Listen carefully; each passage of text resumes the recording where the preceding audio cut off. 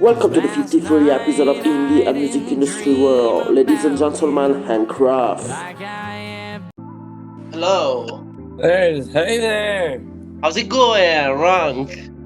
I'm good. How are you? I'm good. Good morning. Good morning. Thank you so much for set the interview with me. You're an high level music. Congrats so much. Well, thank you. I'm glad you enjoyed the music and want to have me on. Yeah. So just some question.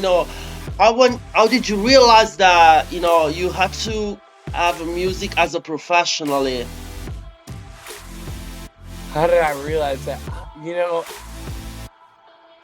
I guess I went to university at Indiana University. I went to school in Bloomington, and by the time I was about to graduate, I kind of realized this is what I love doing, and people are enjoying it, and I built a fan base. Why not keep doing it full time? So near the end of college, I said, okay, we're doing it. Yeah. So as you growing in Indiana, right? Yeah. Okay, how Indiana has shaped your country sound? Oh, that's a good question. I mean, so being in Indiana, we're not far from Kentucky and bluegrass music. So actually, Indiana, Bill Monroe, who's the father of bluegrass music, his big festival was in Bean Blossom, Indiana, only about 30 minutes from where I grew up. So, I grew up playing mandolin, playing bluegrass music. If you're not familiar with Bill Monroe, I don't know if you are or not, but if you aren't, you should check his stuff out. It kind of shaped a lot of early country music.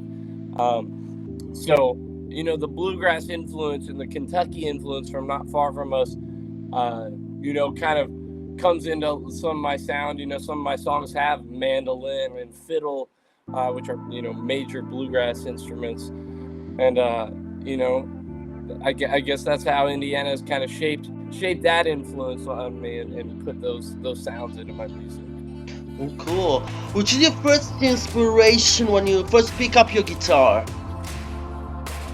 Oh man. I think when I first I know a lot of people love sitting down and writing songs and stuff, and I enjoy that, but my favorite thing kind of when I sit down and pick up the guitar, what I kind of grew up doing is just picking it up and playing at jams at a bonfire with some of my dad's buddies or whatnot. So when I pick up the guitar, I like to first play a few old country tunes that I kind of grew up on and love playing. So that's kind of my first thing I like to do. Absolutely love your sound, because it's a mashup of a 90 country with some twists and rock. How did you find the right balance, from matching all these kind of styles? Yeah, I mean, I guess it really, I didn't really I've never really thought about how I found the balance. I guess my innate, thought process behind it is I always want it to be country music. I want you to be able to hear it and know if it was on the radio, oh, that's the country stuff. I've never wanted there to be doubt of, oh, are we on the pop station or the country station or the rock station?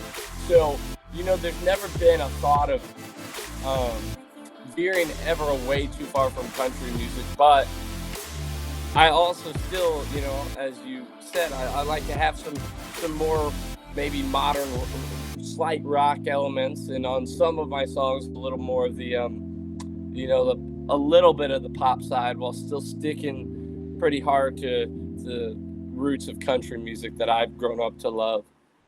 Congrats so much also for the number one on iTunes chart with your EP, the Hellbender. What'd you say about it? Yeah, you just had a number one EP, the Hellbender. Yeah. What this thing meant to you? You felt it just like a pressure, or maybe something to say, okay, I gotta go on and break. Yeah, that was pretty crazy. I mean, I didn't expect we'd get enough people buying that thing. to get it up there. So I wasn't ready for it once it officially came out, and it was we were actually playing a show. We were mid-show playing at the Bluebird in Bloomington, Indiana, when it came out, because it came out on midnight, technically Friday, but that's really Thursday night. So we were playing Thursday night at the Bluebird, and mid-show someone held it up and was yelling, "It's #1." Yeah. It was like, what? So like we pretty much like paused the show, and I like pulled it up, and like it was pretty cool. Made sure to get some screenshots of that thing, you know. Yeah. And congrats so much. I love so much your single. One thing I can count on you, it's amazing. How was the process and the inspiration of the track? How do you generally work to create your own tracks? Yeah, well, so one thing I can count on is super unique for the first time now, but we have new ones that'll be coming out that'll be the same. But this is the first song that I put out where I used my live band. The guys that play with me at all my shows are playing on the record on this one. So it means a lot because it was just cool to have my crew that I'm always with in the studio with me. We got together, spent a whole day in the studio, whole night.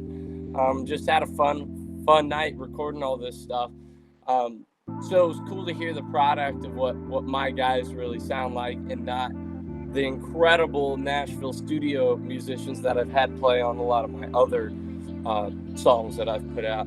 So, this one will always be that first song that my band's called the Hellbender. Yeah. The name.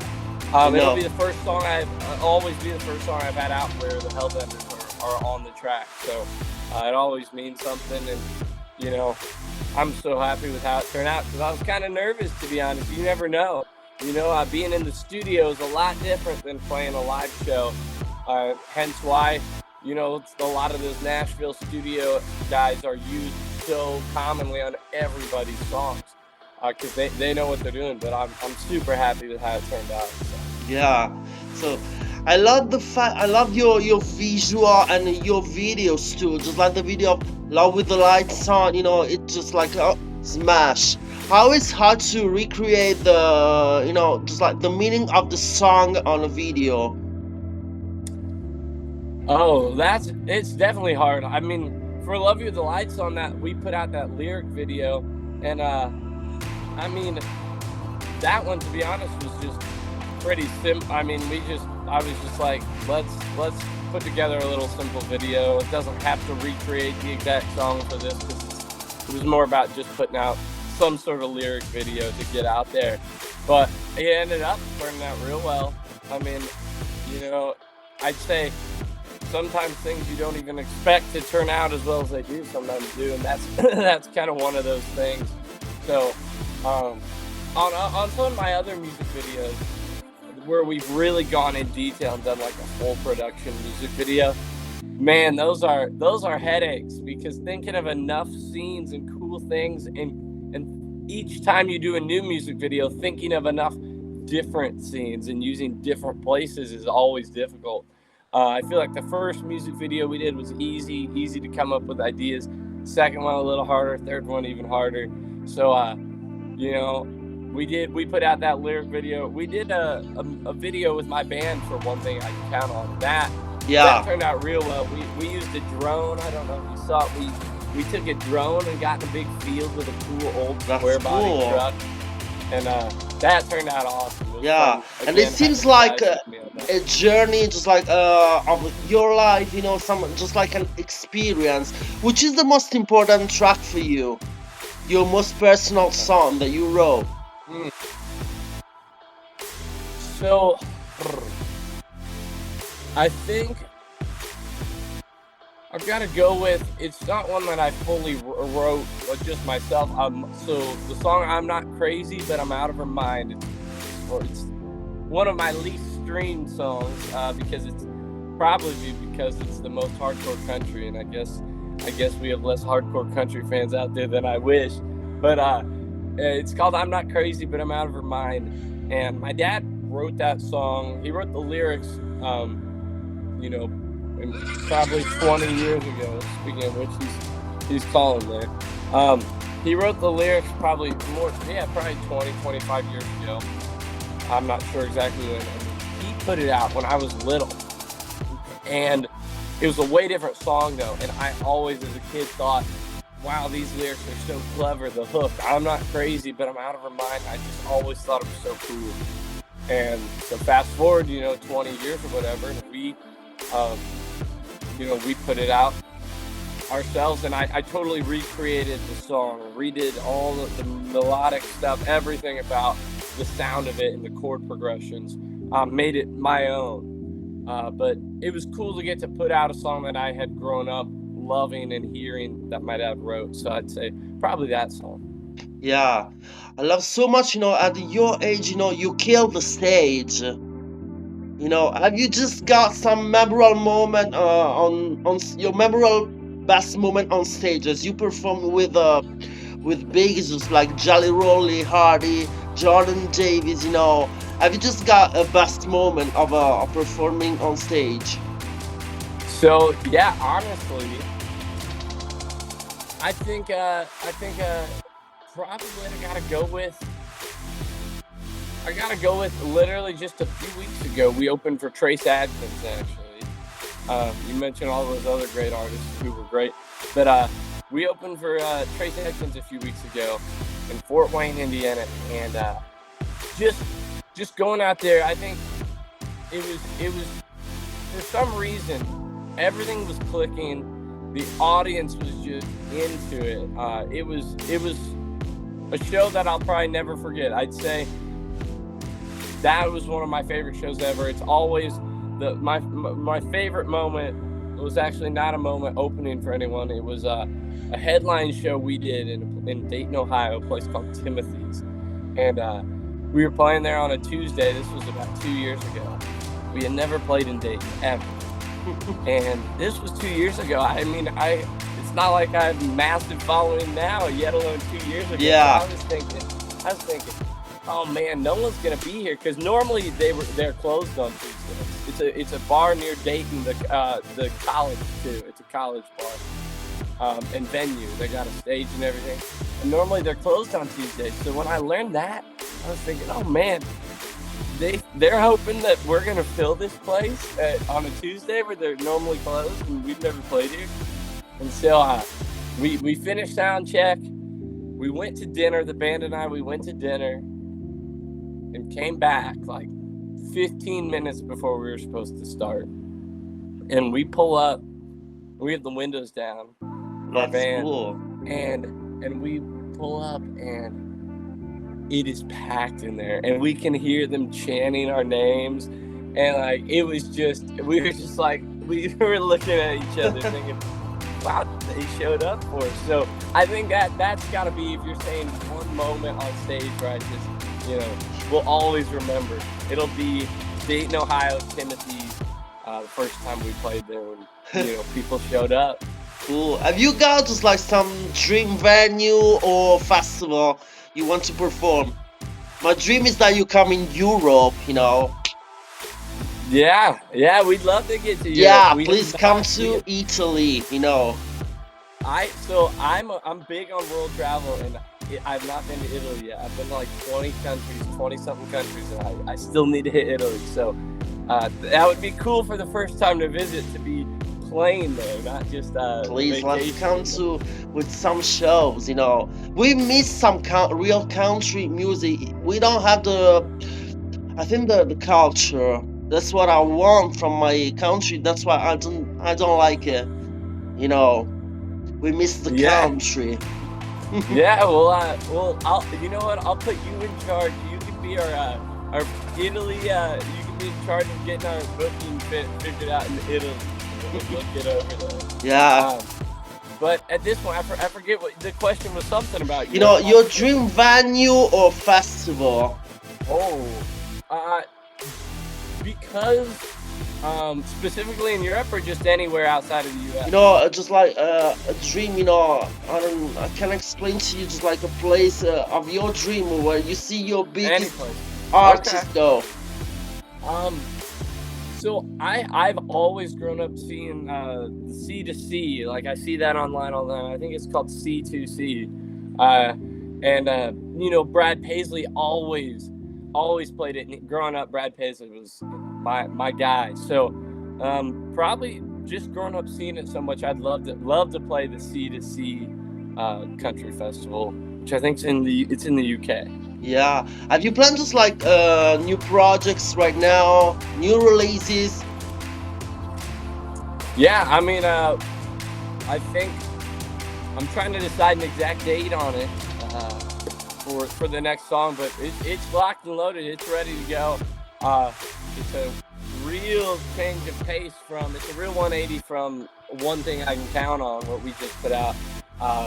It's about as slow and downbeat and not hype as they say as you can get compared to One Thing I Can Count On. It's a happy heartbreak song. It's happy, but if you don't listen to the lyrics, you think it's a sad song. Come on, I can't wait. It's ready to go.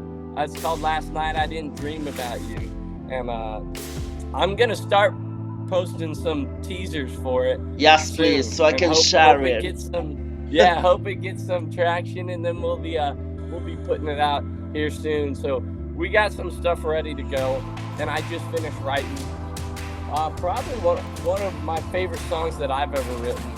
My dad and I wrote it, and so I'm excited to get in the studio, get that one cut. So yes, new music is planned in the works and ready to go. Even some new music. So we're looking forward to that. Yeah. I cannot wait also for new shows too. If you don't come to Europe, I wait you in Texas. I'm in Dallas right now, so I wait you here. Yeah. Well, we played it once in Texas. We did a show with Michael Ray in Texas. A couple years now at this point? Yeah, probably about not quite 2 years ago at this point. But it was so much fun going down there in Texas. We did some fishing. There's some good fishing down there, and we just had a blast. So I love going down to Texas. Some of my favorite artists pretty much only play in Texas. So you gotta go down. And you represent country right now, so you just have to come here. Yeah. So we gotta get on that. I've been playing so much in the Midwest, I just lost track that we haven't gotten down to Texas. So I'll get on that. I got a particular question. How do you see the country music in the next 5 years, and how do you want to contribute to the evolution of the music? That's a great question. Well, thanks to a lot of different artists. Everyone always mentions Zach Top being one of them, which he is, but artists even a little before him, like Randall King, Aaron Watson, some gals like Kylie Fry. There's all kinds of people, a lot of them out of Texas, that had been working to move that pendulum of country music back to the more traditional roots side of country music. And then, Zach Top came along and swung that pendulum a lot quicker than it had been moving, which has been great in my opinion. And so, in the next 5 years, it'll be interesting to see if it stays or even keeps moving more to the roots side of country, hardcore country music, or if it starts to swing back towards the pop country that was so big in the mid 2010s, and honestly until like 2 years ago. So it'll be interesting to see. I'm so happy where it's going, seems to be going right now, which is where guys like me have a spot in the mainstream sound of country right now, which I wouldn't have said the same thing a few years ago. And so how would I like to contribute? I mean, I'd like to contribute by putting out the best country music that I can, that's true to what I love. And you're doing it. You're totally doing it. Yeah, so we'll see where it goes. I love where it's at, and hope it stays this way. What do you want that your fans take away from your music? And which is the message that you want to give with your music? The message, I mean, I would say if we're thinking about it too hard like I do, I always think about things so much. I would say the message, I mean, it would honestly depend on each song. You know, I wanna send a bunch of different messages. You know, I'm not just gonna say, oh, you know, some cliched answer of overall one message, but I'd say, you know, sometimes it's, hey, if you're heartbroken, it's gonna get better, maybe. You know, the song we're about to put out, that is the message. You know, I want to help, you know, things like that I've gone through. Of, you know, you think you're never gonna get over someone, and you know, this song says, hey, it is gonna get better. It might take more time than you want or like, but it's gonna get better. So with some songs, that's the message. With other songs, it might be, you know, screw her, she was good for nothing if she cheated on you or something, you know, of that. And other songs, it's you know, a happy, you know, just having a good time with your friends and not overthinking life too much. So, you know, each song, in my goal, is to send a different message than the last song. I would never try to loop one overall message for my catalog of songs as a whole. Congrats so much, you know, for the big artist that you are, cause you know, I think that in 5 years you're just like a big star in country. So congrats so much, you know, and you totally got my support, you know, text me for new shares, for everything. If you want to do just like another interview to promote your tracks, I'm totally here. So you totally got my support for everything, bro. Congrats so much for your music. Yeah, well, thanks so much for bringing me on the show, the podcast, and I appreciate it. I hope Dallas is awesome. Yeah, I'll wait you in Europe, in America. We'll tell you, you absolutely got my support. You're in charge. You're in charge of the Italy tour. Yeah, for us. Absolutely. Thank you so much for the interview. You rock. Hey, thank you. I appreciate your support. Have a good day. You too. Bye.